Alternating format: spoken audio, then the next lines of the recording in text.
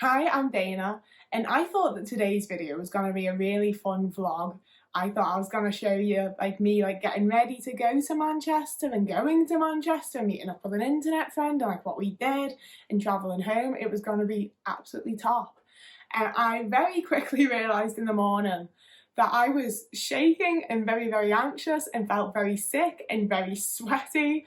And it wasn't happening. I wasn't filming my cool intro like the other vloggers do, you feel me? It was not going to happen. And then as soon as I left my house, I was like, oh well, I'm not going to do it out here. There is no way in hell I'm walking around filming myself while there's other people around me. It's not happening.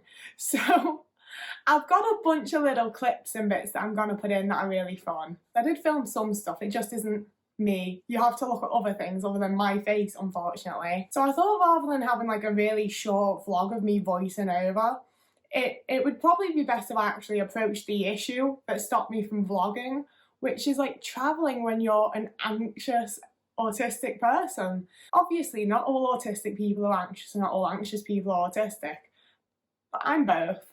And it means that I find travelling and meeting up with people and things like that really, really difficult. So I wanted to sort of share a few of the things that I have and things that I do that make it just a little bit easier. I don't know if they necessarily actually make it easier, but they make it bearable. It means that I can do it. It's not fun. I don't enjoy the actual travelling aspect, but I don't think anyone does. Does anyone genuinely enjoy being sat on a train waiting to get to your destination? I'm gonna just very quickly show you the things that I took with me that I found helpful, and then I'll get onto the clips and I'll voice that over and tell you a bit more about the actual travel and the trip and my friend, and it'll just be a good little time for a minute. I think probably the oddest thing that I take about with me is little essential oils. I do wish I had a smaller bottle because I do feel a bit weird getting it out in public. But when I'm on the train and stuff, sometimes you get really overwhelming smells, be it from other people, from outside, the tracks, whatever. And having something that can mask that a little bit for me and take that away really helps to just sort of ground me and make me a lot less anxious. And this one's lavender, which I suppose kind of extra help because it's meant to relax you. But honestly, any sort of decent smell, if I don't remember to take straight up essential oils with me, I sometimes buy cheap perfume from Poundland while I'm out because you can spray it into the lid and then smell that instead. And that probably looks a little, sniffing anything and probably looks a bit weird, but it really helps. For trains and driving and most things I do in life that are outside and around people, I use Flare Karma. I've got a whole video about them that I'll link here somewhere. And I also recently got sent Karma Pro, so that's going to be a video soon that's really exciting. And I'm also talking to them because I really want to do a giveaway, but I'm also broke, so I need them to give me the products to give away to you guys, but I really want to do that because they're kind of pricey and I get that not everyone can afford them. So if I can give some away, I really want to do that. But they're just these little ear pods. I'll put a bit on the screen, a cutaway or something here. There'll be something to show you. They're just these very small silicone earbuds with a little handle on them. You stick them in your ear and they redirect sound so that they don't bounce around in your ear canal and your eardrum as much, which means that really annoying frequencies get sort of cancelled out and blanketed a little bit.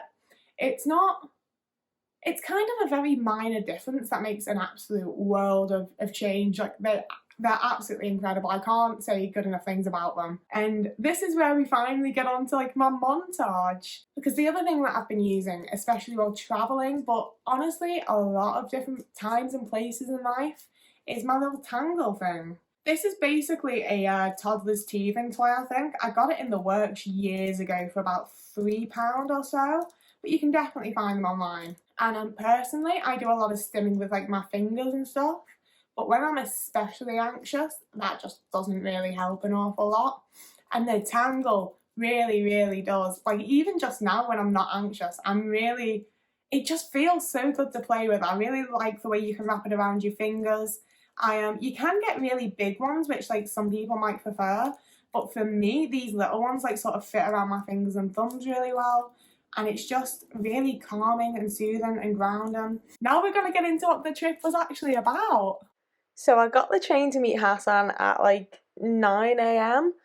And I hate doing anything early, I won't lie, because I have like a proper morning routine where I like do housework and get my shit together essentially. So I feel like my day has not started until I get to do that stuff. So it's kind of tricky for me to like do anything early. But I got my ass up and I got out of my bloody house for a change, and I caught my damn train, ignored all of the insane anxiety that I had about it because I knew it was going to be worth it to get to meet a friend in real life. We've been talking for ages. It was bloody well about time that we actually got to meet in person. Although he got to drive and I would have much rather driven. And I get lost very easily, as I've mentioned before. So I walked to completely the wrong place to try and meet him and then had to go back to where I started. But I did find him, and then we got to go plane watching. There's like a whole observatory like place at Manchester, and it was so much fun. Like I've been plane spotting before once with my dad when I was like a little kid, and I did enjoy it. I liked it enough, but obviously like I haven't done it since then. So I thought like, well, I couldn't have liked it that much then, eh? But I super enjoyed it. And I think some of it was that I went with Hassan and he was like super excited and like really into it, and that made me all the more into it. And like I didn't film a bunch of him because I don't think he wanted me to be honest with you. Like I don't think he'd have been mean or said anything, but I don't feel like he wanted to be filmed either. So I just sort of left him to it. But we had such a great little time. Paid $5.50 for them chips and a drink though, so I'm not impressed by that. But it was just such a good day. And it's really nice to do something that I wouldn't have necessarily like thought to do on my own. You know, it's just like a new experience. It was really nice. And it's the first time I've met someone on like in real life that I've met online. So it was a very unique experience that turned out to be really great. And you know, like this is what happens thanks to like autism Twitter essentially. I wouldn't have met Hassan at all if it weren't for like making videos and talking about autism on Twitter and all of that. So it really does pay off. However, I also now have to go to Birmingham at some point. But we got to see like a bunch of planes, and this one you could go inside, and they had like a whole bit where they showed what it looked like in the 60s, and y'all know how much I love my vintage crap. And also, meeting someone, like hanging out with someone that's also autistic and like therefore puts the effort into clearly communicating and not being what I would call weird in the way that neurotypicals are, in that they expect you to just like pick up on things and know stuff and not be awkward. It was the first social interaction that I've had that was genuinely like stress free and fully enjoyable. Like, not the very first, but the only other person I've had that with now been my partner for like 8 years. So it's not something I experience on the everyday, you know? It was just so comfortable, and I didn't have all of like the after anxiety of like, did I fuck up and say something wrong? Did I act in a weird way that he doesn't understand or blah de blah? It was just so natural and comfortable in a way I can't quite believe. And it was brilliant. I was almost sad to get the train home until I had to like, oh man, it was horrible. You were about to hear a lot more about it, but basically they cancelled the train I was supposed to be on. So when I went back to Manchester Piccadilly, there were no trains coming back to Liverpool from there. So I had to get a train going to like Redcar and get off at Victoria and make a switch, which like I specifically booked more expensive tickets to not have to do that. Thanks a lot, TransPennine Northern Express or whatever the fuck you're called. So that really sucked, and it made me so anxious, and it meant when I got home I was like completely tired out. But like I say, I used my Flare Calmer on the train, and I used my little Tangle, and I'm apparently the last person that bothers to wear a mask on the train, but I feel safer doing it, so I did that. And you know, I tried to just enjoy the journey, but it was stressful. I'm one of those though, like once I'm on the train and I'm actually going to the place I want to go to, I feel mostly okay. I still worry about missing my stop or it being the wrong train after all, but I did it, you know, that's the important part, is that I did it and I had a good time and it went well, and it was more than worth it to get to meet Hassan. It was brilliant, and I'm really glad that I did it, and I hope that we get to meet up lots more times in the future. So yeah. I haven't done the voiceover for the montagey bit yet, so I'm a bit in the dark on what went on there. But this is the end of the video. You know, as much as it makes my anxiety go through the roof, it was so worth it to meet Hassan. It was such a nice little day. I couldn't have had a better day, to be honest with you. But, you know, it sucks to have to like plan a day and spend like days and days and days in the run up being really, really anxious for something that you know you're going to enjoy. And, you know, even though I massively, massively enjoyed it to the point that, like, I didn't want to leave. And yet, as soon as I was, like, on my own again in the train station, my stomach dropped out my fucking ass. I was so fucking nervous and scared. And, like, I hopefully explained in the voiceover that I had a bunch of issues with my train on the way back. And it was kind of all of my worst fucking nightmares come true. It really was exactly what I'm scared of happening when I go and get trains places.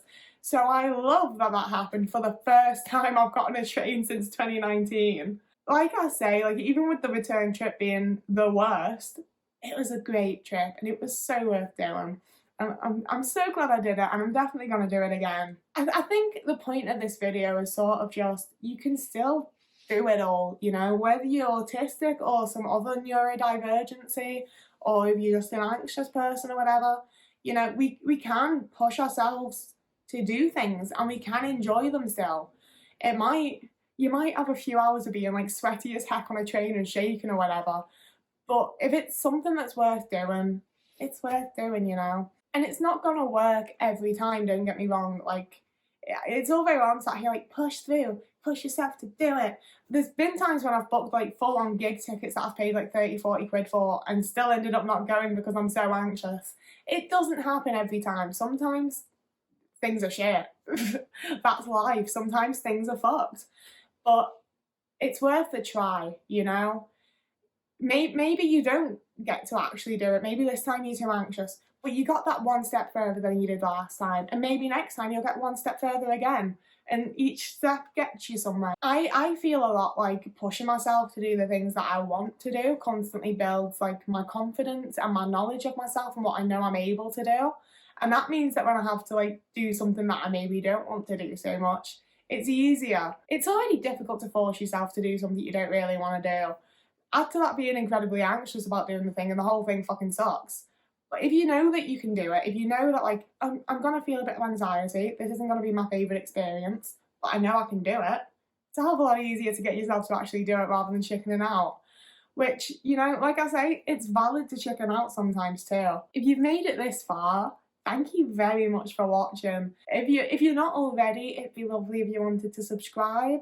It'd be really nice if you wanted to like the video or leave a comment. I really enjoy getting comments.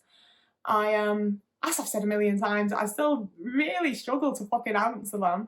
It's so nice knowing that people are watching and they're real people that have like thoughts and opinions and everything. It's so weird and cool. But I've said everything I wanted to say for this video. So I hope you have a nice like day, morning, evening, week, month, year. I don't know. And I'll see you again in a couple of days.